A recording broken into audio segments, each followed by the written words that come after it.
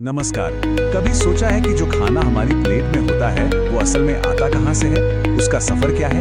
आज हम इसी की कहानी को समझने वाले हैं, खेत से लेकर हमारी थाली तक, और इसके पीछे छिपे साइंस को भी जानेंगे।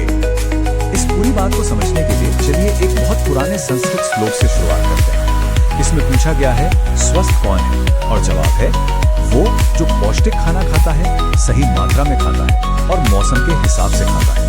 देखिए, सदियों पुरानी ये बात आज भी कितनी सही बैठती है। तो चलिए इस सफर के पहले पड़ाव पर चलते हैं और देखते हैं कि दुनिया भर में खाने की इतनी वैरायटी क्यों है, मतलब हर प्लेट इतनी अलग क्यों दिखती है। चलिए पता करते हैं। जरा इस टेबल को देखिए, ये साफ साफ दिखाती है कि कैसे जमीन और खेती मिलकर अलग अलग तरह के स्वाद बनाते हैं। जैसे पंजाब में गेहूं और मक्का ज्यादा होता है, तो वहाँ मक्के की रोटी और सरसों का साग मशहूर है। वहीं कर्नाटक में चावल और रागी से इडली डोसा बनता है। और अगर मणिपुर की बात करें तो वहाँ चावल और बांस से इरोम्बा जैसी पारंपरिक डिश तैयार होती है। तो कहने का मतलब ये है कि हम जो खाते हैं वो इस बात से बहुत गहराई से जुड़ा हुआ है कि हम रहते कहाँ हैं। वहाँ की लोकल फसलें, वहाँ का मौसम, हमारी संस्कृति और हमारी परंपराएं, ये सब मिलकर हमारी थाली को एक खास पहचान देते हैं। और बात सिर्फ ये नहीं है कि क्या खाते हैं, बात ये भी है कि कैसे बनाते हैं।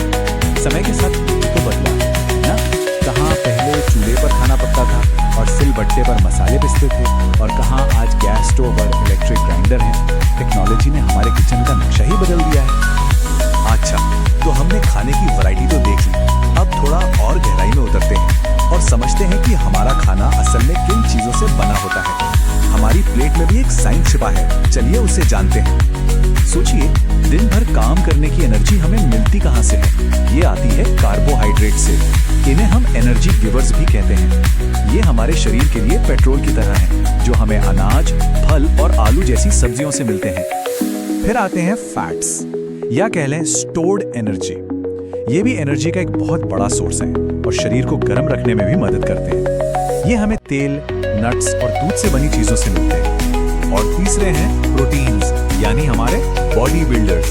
शरीर को बढ़ने और टूटे फूटे टिश्यूज को ठीक करने के लिए ये बहुत जरूरी है। ये हमें दाल, बीन्स, दूध और मीट जैसी चीजों से मिलते हैं। लेकिन रुकिए, कहानी सिर्फ इन 3 चीजों पर खत्म नहीं होती। विटामिन्स कितने जरूरी हैं, इसे समझने के लिए एक दिलचस्प किस्सा सुनते हैं। 1700 के दशक में जब नाविक लंबी समुद्री यात्राओं पर जाते थे तो उनके मसूड़ों से खून आने लगता था।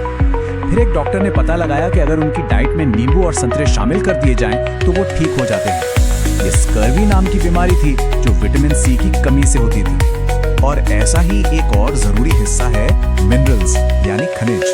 इनका महत्व समझने के लिए ये कहानी एकदम परफेक्ट है। 1960s के दशक में हिमालय के इलाकों में बहुत से लोगों की गर्दन सूज जाती थी। वैज्ञानिकों ने पता लगाया कि ऐसा इसलिए हो रहा था क्योंकि वहाँ की मिट्टी और पानी में आयोडीन की कमी थी, जिससे घेंगा नाम की बीमारी हो जाती थी। तो मतलब विटामिन और मिनरल्स जैसे विटामिन ए, सी और आयरन, ये हमारे शरीर के गार्ड्स की तरह हैं। इनकी जरूरत बहुत थोड़ी मात्रा में होती है, पर इनके बिना रतौंधी, स्कर्वी और एनीमिया जैसी बड़ी बीमारियां हो सकती हैं। ठीक है, तो अब हम ये तो समझ गए कि खाने में क्या क्या होता है। अब सवाल ये है कि एक परफेक्ट हेल्दी प्लेट कैसे बनाई जाए, और इसका जवाब है एक बैलेंस्ड डाइट, यानी संतुलित आहार। मतलब एक ऐसी थाली जिसमें सारे जरूरी nutrients, carbohydrate, fat, protein, vitamin, minerals और हाँ, फाइबर और पानी भी सब सही मात्रा में हो। यही एक सेहतमंद शरीर की बुनियाद है। और हाँ, एक बात और याद रखनी है, एक हेल्दी डाइट का मतलब सिर्फ न्यूट्रिएंट्स नहीं होता। डाइटरी फाइबर, जिसे रूक्षांश भी कहते हैं, हमारे पाचन तंत्र को साफ रखने में मदद करता है। और पानी, ये तो पोषक तत्वों को शरीर में सोखने और वेस्ट को बाहर निकालने के लिए बेहद जरूरी है।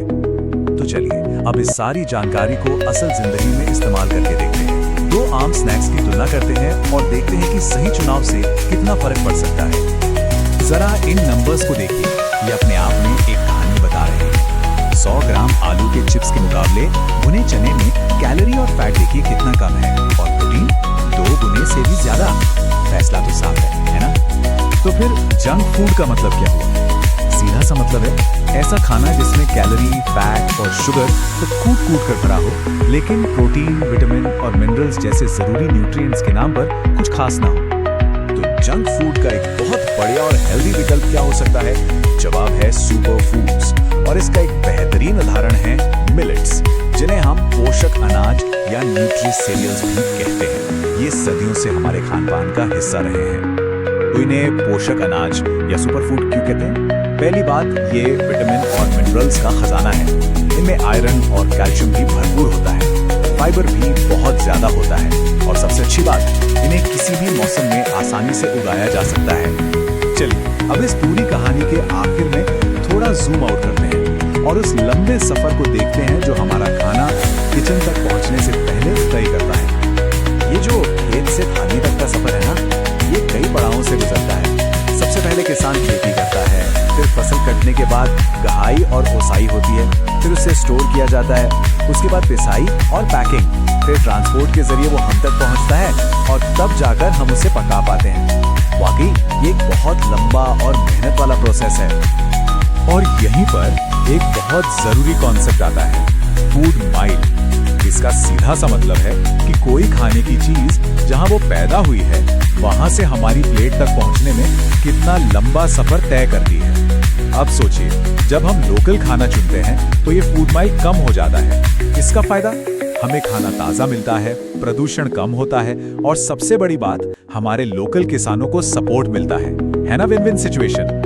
तो देखा, हमारी प्लेट सिर्फ एक प्लेट नहीं है, ये एक पूरी कहानी कहती है। ये हमारी संस्कृति